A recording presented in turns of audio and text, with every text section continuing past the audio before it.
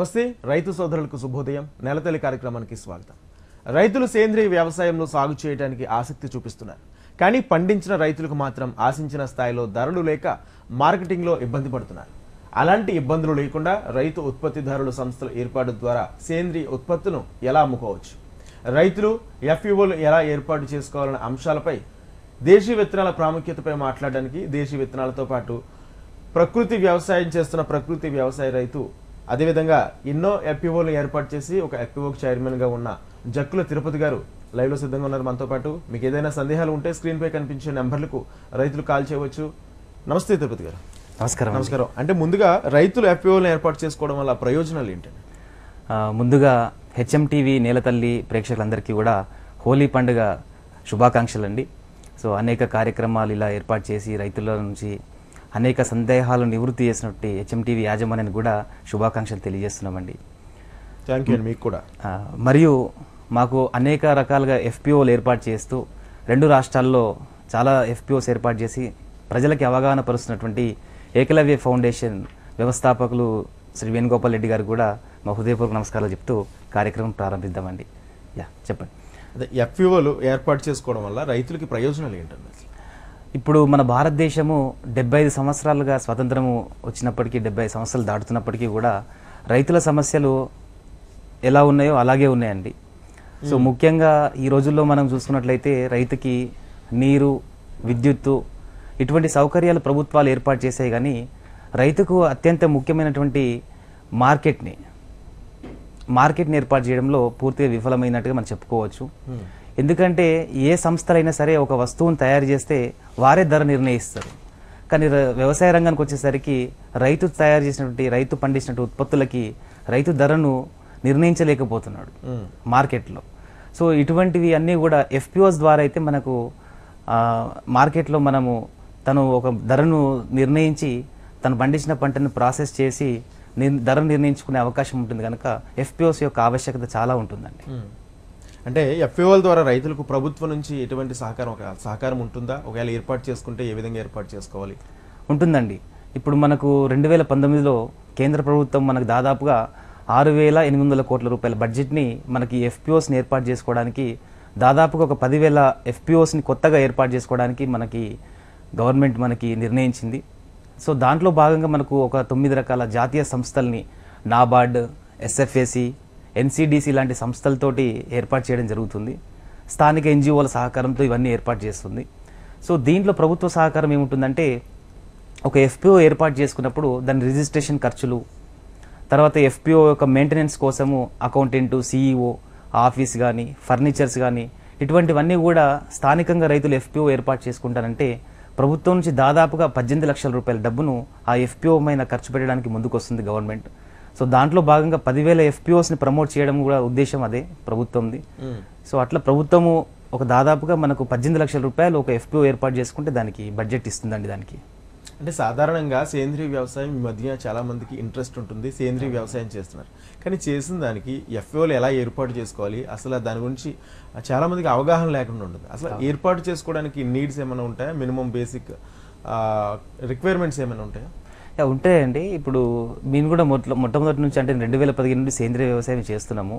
So సేంద్రియ వ్యవసాయం చేసే రైతులకి మొట్టమొదటిగా మన ప్రజలకి అందుబాటులో భూసార పరీక్ష మిషన్లు లేవండి. మనకి ముందు వ్యవసాయం చేసే ముందు సాయిల్ని టెస్ట్ చేసుకొని దాంట్లో ఏం పోషకాలు ఉన్నాయి, ఏం పోషకాలు ఎక్కువ ఉన్నాయి, అలా ఎక్కువ ఉన్న వాటిని ఎలా తగ్గించుకోవాలంటే భూసార పరీక్ష మిషన్స్ కావాలి. ఇవి రైతు స్థాయిలో పూర్తిగా అందుబాటులో లేవు. ఇవి ఇటువంటివన్నీ ఎఫ్పిఓస్ ఏర్పాటు చేసుకుంటే వాళ్ళు భూసార పరీక్ష మిషన్స్ ఎట్లాంటివి తీసుకొని సాయిల్ టెస్ట్ చేసుకొని కొంత అవగాహనతోటి వ్యవసాయం చేయడం జరుగుతుంది. సో ముఖ్యంగా సేంద్రియ వ్యవసాయ రైతులకు, రసాయనాలతో పండించే రైతులకి ఇటువంటి కష్టాలు ఉన్నాయి కనుక వాటిని నిర్మూలన చేసుకోవాలంటే ఎఫ్పిఓస్ యొక్క అవసరం ఉంటుంది. అదేవిధంగా సేంద్రియ వ్యవసాయంలో కూడా మార్కెట్ చేసుకోవడం పెద్ద సమస్య ఉన్నది మనకి. సో వాళ్ళు కూడా ఎఫ్పిఓస్ని ఏర్పాటు చేసుకుంటే మనకి గోడామ్స్ ఏర్పాటు చేసుకోవచ్చు. ఎఫ్పిఓస్ ద్వారా గోడామ్స్ ఏర్పాటు చేసుకొని పంటను ప్రాసెస్ చేసుకుని యూనిట్స్ పెట్టుకొని కనుక దాన్ని మనము మార్కెట్ చేసుకోగలిగితే అన్ని రకాల లైసెన్స్కి ఎఫ్పిఓస్కి ఇవ్వచ్చు అని చెప్పేసి కేంద్ర ప్రభుత్వం గైడ్ లైన్స్లో కూడా ఇచ్చింది. సో ఫుడ్ ప్రాసెసింగ్ లైసెన్స్ కానీ ఇటువంటి లైసెన్స్ తీసుకొని పంటను, మనం పండించిన పంటను ప్రాసెస్ చేసి నేరుగా వినియోగదారుడి దగ్గర తీసుకెళ్లే శక్తి ఈ ఎఫ్పిఓస్కి ఉందండి. ఎఫ్పిఓల ఏర్పాటుకి ప్రధానంగా ఏం కావాలి? అందులో ఎంతమంది సభ్యులు ఉండాలి? ఒక ఎఫ్పిఓ ఏర్పాటు చేయాలంటే ముందుగా స్థానికంగా ఉండే ఒక 10 మంది రైతులతోటి మనం ఎఫ్పిఓ ఏర్పాటు చేసుకోవచ్చు. సో దాంట్లో మినిమం 3 మహిళలు ఉండాలి మనకి. వాళ్ళని బోర్డ్ ఆఫ్ డైరెక్టర్స్గా మనం అనుకుంటాము. సో కొండ ప్రాంతాల్లో అయితే మినిమం సభ్యులు 100 మంది ఉండాలండి సభ్యులు, దాంట్లో షేర్ హోల్డర్స్ అంటాం వారిని. సో వారి యొక్క డబ్బుతోటి మనం మళ్ళీ వ్యాపారం చేయడం ఉంటుంది కొండ ప్రాంతాల్లో అయితే. అదే మనకు స్థానికంగా ఇప్పుడు ఉన్నటువంటి జిల్లాలో అయితే కనీసం 300 మంది రైతులు అక్కడ అందుబాటులో ఉండాలి మనకి. సో అది ఆ మండల పరిధిలో కానీ చుట్టుపక్కల 4-5 గ్రామాల్లో కానీ తీసుకొని ఒక 10 మంది అక్కడ స్థానికంగా ఉన్నటువంటి వ్యక్తులు ముందుకొచ్చి వాళ్ళు ఎఫ్పిఓని రిజిస్ట్రేషన్ చేసుకోవచ్చండి.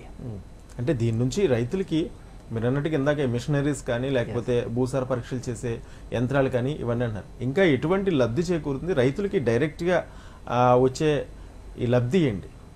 ఇప్పుడు ప్రతి రైతుకు కూడా అండి ఎఫ్పిఓస్ ద్వారా 2 లక్ష్యాలు ఉంటాయి మనకి. సో ప్రభుత్వం ఏం చెప్తుందంటే వారి ఆదాయాన్ని ఎలా మనం డబల్ చేయాలనేది ప్రభుత్వం చెప్తా ఉంది మనకి. సో ముఖ్యంగా రైతు స్థాయిలో వచ్చేటువంటి నీడ్స్ కొన్ని ఉంటాయండి. వ్యవసాయం చేసే ప్రతి రైతుకు కూడా ఫస్ట్ విత్తనాలు కావాలి, ఎరువులు కావాలి, పురుగు మందులు కావాలి. అంటే ప్రతి రైతుకి ఇది సేంద్రియ వ్యవసాయ రైతు అయినా సరే లేకపోతే కెమికల్ ఫార్మర్ అయినా సరే ఇవి ఇన్పుట్స్ అంటారు వాళ్ళు. అలా విధంగా కొన్ని యంత్ర పరికరాలు కావాలి, స్ప్రేయర్స్ కానీ టార్పాలిన్ కవర్స్ కానీ ఇటువంటివన్నీ కూడా ఎఫ్పిఓస్ ఏర్పాటు చేసుకుంటే ఉమ్మడిగా కొనుగోలు చేయొచ్చండి. ఫస్ట్ ఒక రైతు దీన్ని డైరెక్ట్గా కొనుగోలు చేయలేడు, ఎందుకంటే తన దగ్గర అంత స్తోమత ఉండదు, అన్ని రకాల లైసెన్స్లు ఉండవు అతని దగ్గర. అదే ఈ సమూహంగా ఏర్పడి ఎఫ్పిఓ రిజిస్ట్రేషన్ చేసుకున్నట్లయితే వీళ్ళు చట్టబద్ధంగా అన్ని రకాల వస్తువులను వీళ్ళకి అవసరమైనవన్నీ కూడా డైరెక్ట్గా వీళ్ళు మిడిల్ మ్యాన్ తీసేసి వీళ్ళు కొనుగోలు చేస్తారు, ఎక్కువ మొత్తంలో ఒకేసారి కొనుగోలు చేస్తారు. అందువల్ల వీళ్ళకి తక్కువ ధరకు వస్తాయి అన్నమాట. సో తక్కువ ధరకు వచ్చినప్పుడు ఇప్పుడు వీళ్ళు వాడే ఫెర్టిలైజర్స్ కానీ ఏవైనా కానీ ట్రాన్స్పోర్ట్ కూడా మిగులుతుంది వాళ్ళకి, నాణ్యమైనవి కొనుక్కోవచ్చు. సో ఇటువంటి కొనుక్కోవడం వల్ల రైతుకి కనీసం ఒక ఎకరాకి 1000 నుంచి 2000 రూపాయలు, గ్రామంలో ఉండే రైతుకి ఒక 1000-2000 రూపాయలు మిగిల్చడం కూడా అదొక గొప్ప విషయం కిందనే మనం భావించవచ్చు. సో ఇన్పుట్స్ విషయంలో మనము రైతులకు ఎప్పుడు కూడా ఇన్పుట్స్ విషయంలో మనము ఖర్చును తగ్గించవచ్చు. అదేవిధంగా మనము అవగాహనతోటి తక్కువ ఎరువులతోటి మనము రైతుకి ఎక్కువ మేలు పంటలు ఎలా తీసుకోవాలి, దిగుబడిని అధికంగా ఎలా సాధించాలని కూడా మనకు ఎఫ్పిఓస్ ద్వారా అవగాహన పరుస్తూ ఉంటాం మనం. సాంకేతిక పరిజ్ఞానాన్ని ఈ మధ్యకాలంలో డ్రోన్లు ఉపయోగించడము, ఇటువంటి సాంకేతిక పరిజ్ఞానం కూడా మనము దగ్గరగా ఉన్నటువంటి మన జిల్లా వ్యవసాయ అధికారుల సహకారంతో తీసుకొని సాంకేతిక పరిజ్ఞానాన్ని నూతనంగా వచ్చిన వాటిని కూడా ఉపయోగించుకొని ఎఫ్పిఓస్ ద్వారా అవగాహన పరచవచ్చు. సో ఎఫ్పిఓ ఉంటే ఒక సమూహం ఉంటుంది, రైతుల ఐక్యత ఉంటుంది, రైతులతో ప్రతిరోజు అక్కడ ఇంటరాక్షన్ జరుగుతుంది కనుక తొందరగా మనం రైతులతో చేరుకొని రైతులకు అవగాహన పరిచే అవకాశం ఉంటుంది. మరియు అదేవిధంగా ఎఫ్పిఓస్ ద్వారా పంటలు పండించిన తర్వాత దాన్ని శుద్ధి చేసి ప్రాసెస్ చేసి అమ్ముకునే శక్తి కూడా ఎఫ్పిఓస్కి ఉందండి.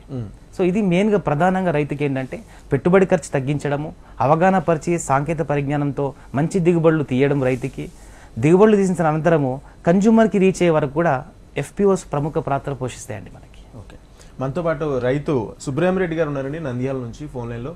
నమస్తే సుబ్రహ్మరెడ్డి గారు. నమస్తే సార్. నమస్తే, మాట్లాడండి సార్.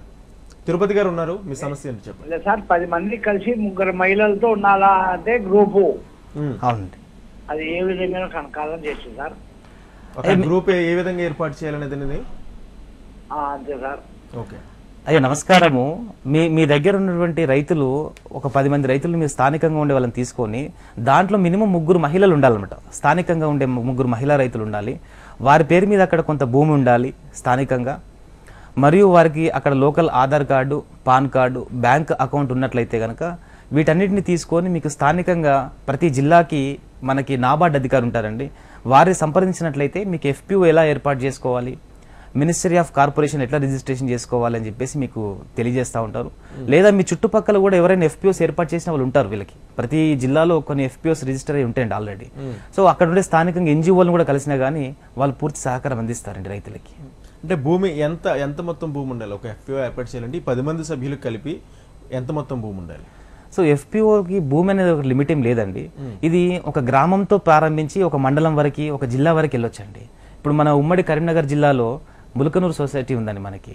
వాళ్ళు దాదాపుగా చాలా ఎకరాలను వాళ్ళు కవర్ చేస్తారు. వాళ్ళు దాదాపు వాళ్ళ మండలం మొత్తాన్ని వాళ్ళు కవర్ చేస్తారండి వాళ్ళు. సో ఒక రైతుకి పరిమితంగా ఇంత భూమి ఉండాలనేది లేదండి. ఇది ముఖ్యంగా ఎఫ్పిఓస్ ద్వారా చిన్న సన్నకారు రైతులకి బాగా ఉపయోగాలు ఉంటాయి. ఎందుకంటే వాళ్ళు ఏది కూడా బల్క్ ఒకేసారి మొత్తంలో కొనలేరు వాళ్ళు. సో వాళ్ళు చిన్న చిన్న వస్తువుల్ని బయటికి వెళ్ళి కొనుక్కుంటే వాళ్ళకి ఎక్కువ ధర పడుతుంది వాళ్ళకి. సో ఎఫ్పిఓస్ ద్వారా భూమి అనేది ఒక లిమిట్ ఏం లేదు, కానీ స్థానికంగా రైతు ఉంటే సరిపోతుందండి వాళ్ళు. ఓకే, మరో కాల్ ఉన్నారండి, రాజయ్య గారు జగిత్యాల నుంచి. నమస్తే రాజయ్య గారు. నమస్తే అండి.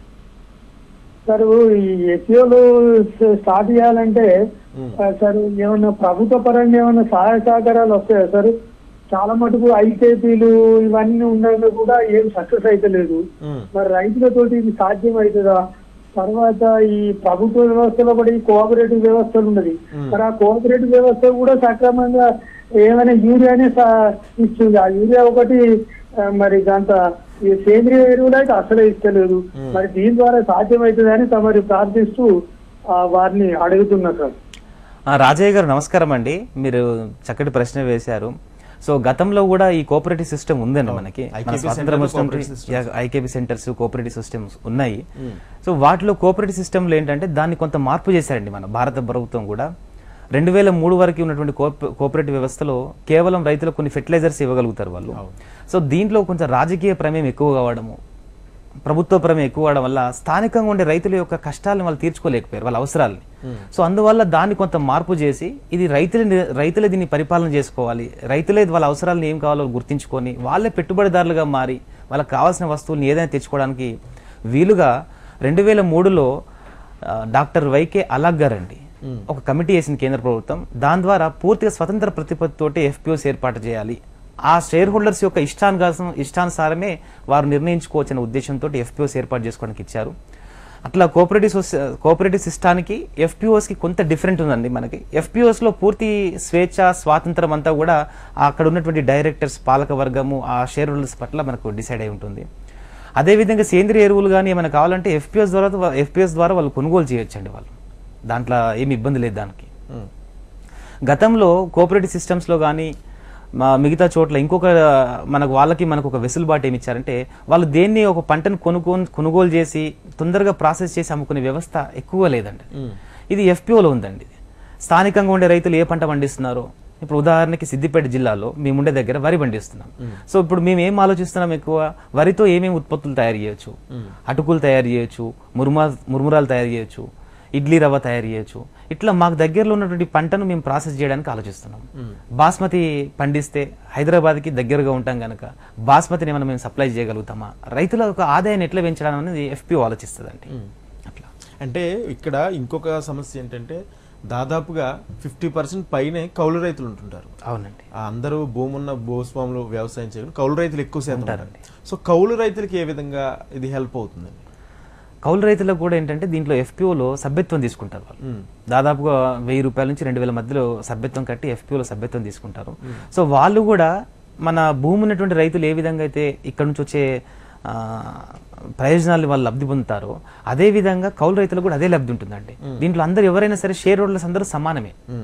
ఇది కౌలు రైతులైనా సరే దాంట్లో మామూలు రైతులైనా సరే. సో వాళ్ళు కూడా వాళ్ళకు భూమి వ్యవసాయం తీసుకున్నప్పుడు వాళ్ళు కూడా పెట్టుబడికి కావాల్సినటువంటి వనరులు ఏమైతే కావాలో వ్యవసాయానికి, విత్తనాలు ఎరువులు ఏవైతే కావాలో ఇవన్నీ కూడా మన ఎఫ్పిఓ నుంచి వాళ్ళు కూడా కొనుగోలు చేయొచ్చండి. సో కొనుగోలు చేసిన తర్వాత వచ్చేటువంటి లాభం ఏదైతే ఉందో ఎఫ్పిఓకి దాంట్లో వాళ్ళు కూడా భాగస్వామ్యం అవుతారు. వాళ్ళు కూడా సమాన హోదాను వాళ్ళు తీసుకోవచ్చండి అక్కడ. అసలు సేంద్రీయ వ్యవసాయ రైతుల గురించి మాట్లాడుకుంటే వాళ్ళకి ఏ విధంగా మేలు జరుగుతుంది? సేంద్రియ వ్యవసాయాలకి మన రైతులకి ముఖ్యంగా ఈ రోజుల్లో సమస్యలు ఏమిటంటే అండి, వారికి భూసారం మనము పరీక్ష చేసే మిషన్స్ అందుబాటులో లేవండి, నీటిని పరీక్ష చేసే మిషన్లు అందుబాటులో లేవు. ఒక సేంద్రియ రైతుగా నేనే అవన్నీ కొనుగోలు చేయాలంటే చాలా ఖర్చుతో కూడుకున్నటువంటి మిషనరీస్ అండి. దాదాపుగా 2 లక్షల రూపాయలు ఉంటుందండి మనకు సాయిల్ టెస్ట్ మిషన్. మనకి ఈ మధ్య అడ్వాన్స్డ్గా వచ్చాయి. ఒక ఎఫ్పిఓ కొనుగోలు చేసినట్లయితే సేంద్రియ వ్యవసాయ రైతులకి ఇది తప్పనిసరిగా కావాలన్నమాట. కెమికల్ ఫార్మర్ ఏం చేస్తారంటే తన పంట దిగుబడి సరిగా రాలేదనుకోండి ఎరువులు చల్లుతూ పోతా ఉంటాడు. కానీ సేంద్రియ వ్యవసాయం చేసే రైతుకి ఆ ఎరువులు న్యాచురల్గా అంత అందుబాటులో ఉండవు. సో అతను ఖచ్చితంగా సాయిల్ టెస్ట్ చేసుకోవాలి. సో ప్రప్రథమంగా సాయిల్ టెస్ట్కి ఎటువంటి ఏదైతే యంత్ర పరికరాలు ఉన్నాయో ఇవన్నీ ఎఫ్పిఓస్ ద్వారా కొనుగోలు చేయొచ్చు. మరియు ఉమ్మడిగా ఇప్పుడు పెస్ట్ కంట్రోల్ చేసుకోవడానికి ఎఫ్పిఓస్ ద్వారా మనకి పెస్ట్ కంట్రోల్ కోసము లింగాకర్షక బుట్టలు, అదేవిధంగా కొన్ని రకాల సుడోమోనాస్ లాంటి కొన్ని రకాల బ్యాక్టీరియా, శిలీంధ్రాలు, ట్రైకోడర్మా లాంటివి ఇవన్నీ ఉమ్మడిగా కొనుగోలు చేయడం వల్ల ఎఫ్పిఓస్కి తక్కువ ధరకు వస్తాయండి. ఇవి చేసుకోవచ్చు.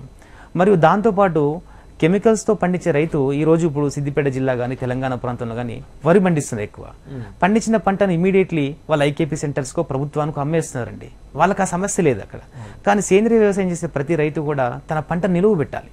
ఇప్పుడు మేము వడ్లు పండించామనుకోండి, మా వడ్లను ఒకేసారి ఎవరు కొనుగోలు చేయరు సేంద్రియ వ్యవసాయం చేసే వాళ్ళకి. సో ఈ ఇబ్బందులు ఉంటాయి స్వతహాగా సేంద్రియ వ్యవసాయం చేసే రైతులకు ఉంటాయి. వారి పంటను కనీసం 45 రోజులు 65 రోజులు వాళ్ళు నిలువ పెట్టాలి. ఒకేసారి వాళ్ళు డైరెక్ట్గా బియ్యాన్ని పట్టించారు వాళ్ళు. సో ఇటువంటి అవసరాలకి గోడామ్స్ కావాలి. రైతుకు గ్రామ స్థాయిలో ఎక్కడ గోడామ్స్ అందుబాటులో లేవు. అందుకని ఆ గోడామ్స్ను ఎఫ్పిఓస్ ద్వారా మనం లోన్స్ తీసుకొని గోడామ్స్ నిర్మించుకోవచ్చు. సో ప్రప్రథమంగా రైతుకు చేయాల్సింది. అదేవిధంగా ఎఫ్పిఓస్ ద్వారా ప్రాసెస్ చేసే యూనిట్స్ పెట్టుకోవచ్చు అండి. ఈరోజు మనకి ఎఫ్పిఓస్కి 2 కోట్ల రూపాయల క్రెడిట్ గ్యారంటీ ప్రభుత్వం మనకి ఏర్పాటు చేసిందండి. అంటే ఎటువంటి షూరిటీస్ లేకుండా ఒక రైతుకు అప్పు కావాలంటే తన యొక్క పట్టాదారు పాస్బుక్ని బ్యాంక్లో తనఖా పెడితే తప్ప అతనికి డబ్బులు రావు. అదే ఎఫ్పిఓస్లో ఉన్న సభ్యులకు ఎఫ్పిఓస్కి ఏ షూరిటీస్ లేకుండా 2 కోట్ల రూపాయల రుణాన్ని మనకి ప్రభుత్వం అందజేస్తుందండి. దాంతో మనం అక్కడ ప్రాసెసింగ్ ఇండస్ట్రీస్ పెట్టవచ్చు. సో సేంద్రీయ వ్యవసాయం చేసే రైతులకు వీళ్ళు సర్టిఫికేట్స్ తీసుకోవచ్చు అండి ఎఫ్పిఓస్ ద్వారా, అవగాహన తీసుకోవచ్చు, మంచి మంచి కంపెనీస్తో టైఅప్ చేసుకోవచ్చు ఎఫ్పిఓస్ ద్వారా. చేసుకొని మన దేశమే కాదు ప్రపంచవ్యాప్తంగా ఉన్నటువంటి అగ్రదేశాలకి మంచి దేశాలకు కూడా పంపించే వనరులు ఎఫ్పిఓకు ఉన్నాయండి. సో కెమికల్ ఫార్మర్స్కి ఎంతైతే బెనిఫిట్స్ ఉన్నాయో వాళ్ళకంటే ఎక్కువ బెనిఫిట్స్ మనకు సేంద్రీయ వ్యవసాయం చేసే రైతులకు ఉంటాయండి. దీంట్లో అంటే ఈ రుణాల్లో ఎలాంటి సబ్సిడీలు ఏమైనా ఉంటాయా? ఉంటాయండి. ఇప్పుడు ఎఫ్పిఓ ఏర్పాటు చేసుకున్న తర్వాత 18 లక్షల రూపాయల డబ్బు ప్రభుత్వము వీరి మెయింటెనెన్స్ కోసం ఇస్తుంది. దాంతో పాటుగా ఈక్విటీ గ్రాంట్ అని చెప్పేసి ఒకటి అందిస్తుందండి ఇప్పుడు ప్రభుత్వం. సో దీంట్లో ఏమిటంటే 15 లక్షల రూపాయల వరకు వాళ్ళు అక్కడ ఉన్నటువంటి సభ్యులు తయారు చేశారనుకోండి, ఆ ఎఫ్పిఓలో ఉన్నటువంటి సభ్యులు, అప్పుడు గవర్నమెంట్ వాళ్ళు కూడా 15 లక్షల ఈక్విటీ గ్రాంట్ అంటే వీళ్ళు వ్యాపారం చేసుకోవడానికి సహకారం అందిస్తారండి. సో ఈ విధంగా ప్రస్తుతానికి ప్రభుత్వం మనం చేసిన డబ్బు కళ సహకారం రూపంలో ఇస్తుందండి.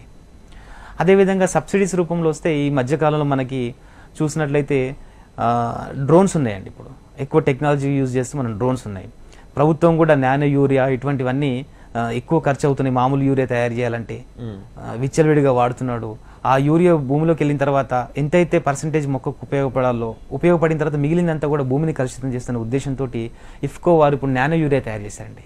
ప్రపంచవ్యాప్తంగా ఫస్ట్ మన భారతదేశం వల్లే మన భారతీయులు తయారు చేశారు నానో యూరియా. సో తయారు చేసినటువంటి ఇటువంటి యూరియాను స్ప్రే చేస్తేనే పనిచేస్తుందండి. సో దీనికి డ్రోన్స్ కావాలి. ఒక రైతు 10 లక్షల రూపాయలు పెట్టి డ్రోన్ కొనుక్కోలేడండి. అదే ఎఫ్పిఓస్లో ఉన్నటువంటి ఫార్మర్స్ కానీ డ్రోన్ కొనుక్కోవాలంటే కేంద్ర ప్రభుత్వము 60% సబ్సిడీ ఇస్తుందండి దీనికి. సో ఇప్పుడు దీనికి స్టేట్ గవర్నమెంట్ 30%, తర్వాత కేంద్ర ప్రభుత్వం 30% సబ్సిడీ మీద మనము ఎఫ్పిఓ నుంచి ఒక డ్రోన్ కొనుగోలు చేయొచ్చు. ఇట్లా సాంకేతిక పరిజ్ఞానాన్ని కూడా ఉపయోగించుకొని రైతులు వాళ్ళ శ్రమను తగ్గించుకోవచ్చు, అధిక దిగుబడులు సాధించడానికి వెసులుబాటు ఉన్నాయండి. ఇటువంటి సబ్సిడీస్ ఉన్నాయి. అదేవిధంగా దేశీయ విత్తనాల ప్రాముఖ్యత, అదేవిధంగా తెలుగు రాష్ట్రాల్లో దేశీయ విత్తనాల ఉపయోగం ఏ విధంగా ఉందండి? తెలుగు రాష్ట్రాల్లో దేశీయ విత్తనాల ఆవశ్యకత చాలా ముఖ్యమైనదండి ఇప్పుడు. ఎందుకంటే ఈ మధ్యకాలంలో మనం చూస్తున్నట్లయితే చాలా మందికి అనారోగ్య సమస్యలు పెరిగిపోతా ఉన్నాయండి. సో చాలా మంది ఏమంటారంటే మేము మంచి ఆహారం తింటున్నామండి, ఎక్కువ ఫ్రూట్స్ తీసుకుంటున్నామండి అని చెప్తున్నారు. ఈ మధ్య నాకు యుఎస్ఏ నుంచి మన దగ్గర ఒక టీవీలో ఇంటర్వ్యూ చూసి వాళ్ళు ఫోన్ చేశారనమాట. ఎవరైతే ఎక్కువ ఫ్రూట్స్ తిన్నారో వాళ్ళకే ఎక్కువ జబ్బులు వచ్చాయన్నమాట. ఎందుకంటే ఫ్రూట్స్కి ఎక్కువ కెమికల్స్ యూజ్ చేస్తాం, పెస్టిసైడ్స్ మనం వాడుతూ ఉంటాం ఫ్రూట్స్కి. సో అట్లా ఆ ప్రమాద స్థాయి దాటిపోతా ఉన్నాం, వాడాల్సిన దానికంటే ఎక్కువ మనం వాడుతూ ఉన్నాం. సో అట్లా మనకి కెమికల్స్ అనేవి బాగా పెరుగుతూ ఉన్నాయి. అందుకని మనకు సేంద్రీయ వ్యవసాయం అనేది మనకు చాలా ఇంపార్టెంట్ అనమాట. దాంట్లో దేశీయ విత్తనాలు వాడాలని మనం చెప్తా ఉంటాం రైతులకి. ఎందుకంటే విత్తనంలో ఆ శక్తి ఉన్నదనుకోండి, ఆ తీసుకునే ఆహారంలో ఆ న్యూట్రిషన్స్ కానీ ఆ మెడిసిన్ వాల్యూస్ కానీ మనకు అందుతాయి అనమాట. సో ఇప్పుడున్నటువంటి సమాజంలో దేశీయ విత్తనాలకు పట్ల అవగాహన చాలా పెరుగుతుంది. విజయరామ్ గారు, మన సేవ్ ఫౌండేషన్ ఆర్గనైజ్ విజయరామ్ గారు కానీ, ఇక్కడ మన తెలుగు రాష్ట్రంలో శివప్రసాద్ గారు కానీ, అక్కడ బాపన్న గారు కానీ ఆంధ్రాలో, వీళ్ళందరూ మేము కూడా దాదాపు ఒక 300-400 రకాల వరి విత్తనాలు సేకరించి వాటిలో ఉన్నటువంటి ఔషధ విలువలు ఏమిటి, పోషక విలువలు ఏమిటి దాన్ని పరీక్షణ చేసి రైతులకు అందజేస్తూ ఉన్నాం. మేము కూడా మా గ్రామంలో దాదాపు ఒక 60 మంది రైతులతో అక్కడ ఎక్స్పెరిమెంట్స్ చేసామన్నమాట. కొంతమంది గర్భిణీలకు కూడా ఇటువంటి బ్లాక్ రైస్, కులాకర్ రెడ్ రైస్ ఇట్లాంటివి ఇచ్చి వాళ్ళ ఏ విధంగా వాళ్ళ పుట్టబోయే బిడ్డ ఎంత హెల్తీగా ఉంటున్నాడు, వాళ్ళ ఆరోగ్యం ఎలా ఉంటుందని చెప్పేసి ఇట్లా దేశీయ విత్తనం ప్రయోగాలు చేస్తూ ఉన్నాం. సో ఆ క్రమంలో దేశీయ విత్తనం చాలా ముఖ్యమైంది.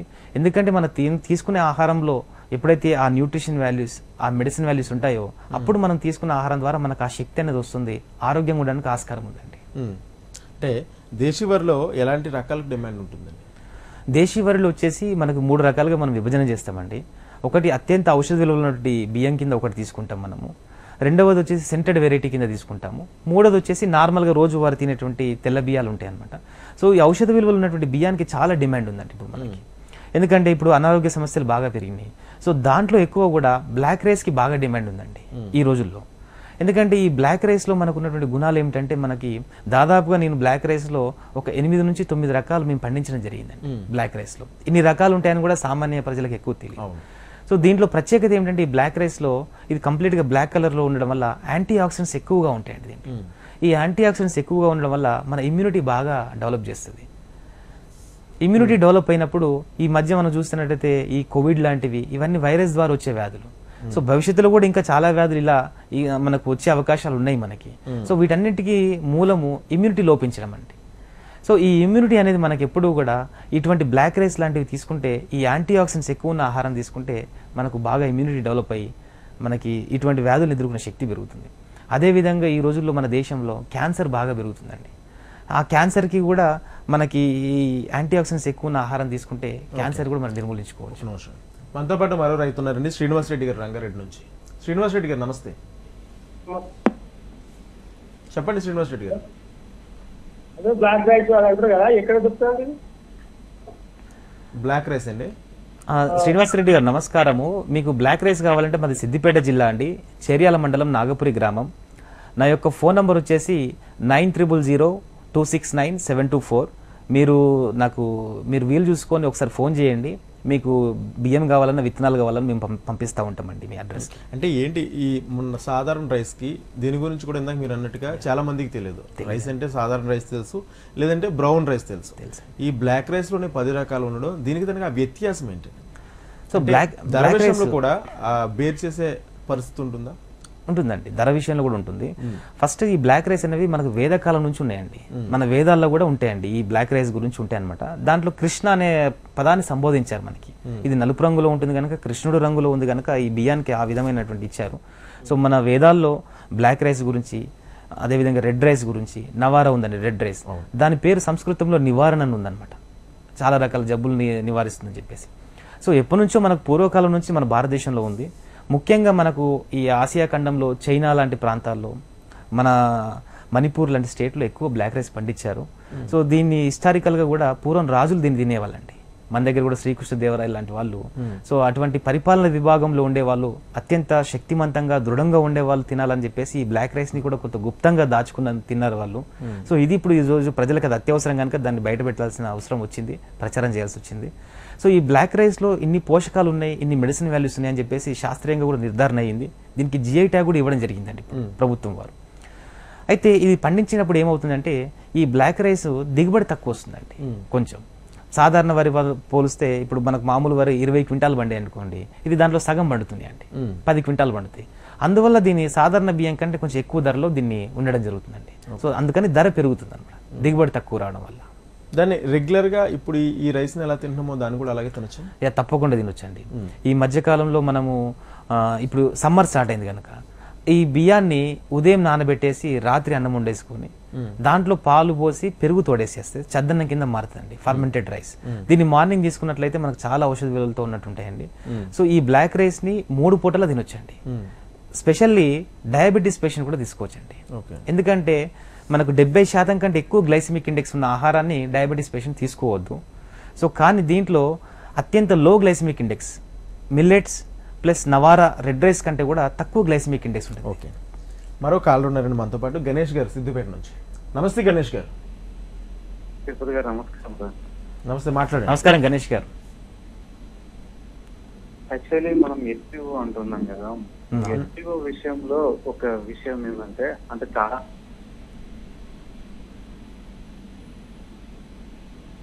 గణేష్ గారు